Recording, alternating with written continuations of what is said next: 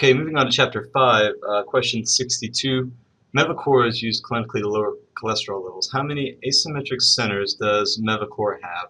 So basically the key here is being able to identify what an asymmetric center is. And that's when you're given the term asymmetric center, it's basically the same thing as asking you um, uh, basically how many chiral carbons do you have in the molecule.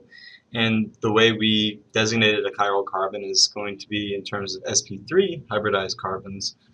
Any carbon that has 4 different attachment points, or 4 different groups attached to that particular carbon.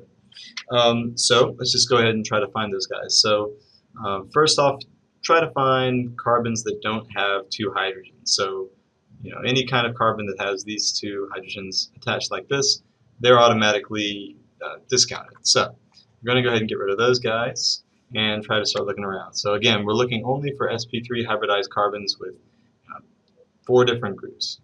So first off, right across that way is this carbon right here. We've got hydrogen and OH. So it looks like we have 2, and then from here we have a carbon, and each of these have 2 hydrogens on them, here and here.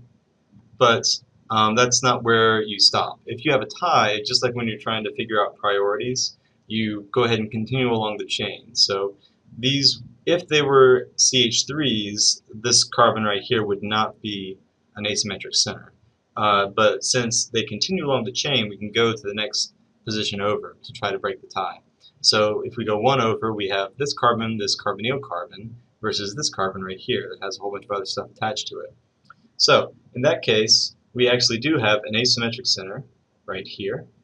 And the same goes for this carbon right here. This guy is automatically discounted, but this one has 1, 2, 3, and you have another hydrogen that's implicit here.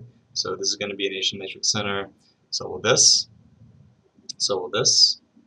And let's see, if we go along this way, this carbon right here, you have a group here, and a group here. So this is going to be an asymmetric center. So will this guy. And so will this guy. And let's see, going along the way, these guys are all discounted because they're sp2, and we have this carbon right here. Alright, so overall we have 1, 2, 3, 4, 5, 6, 7, 8 total asymmetric centers. And so then another question you could ask is how many different molecules could you have that are different in a stereochemistry type manner.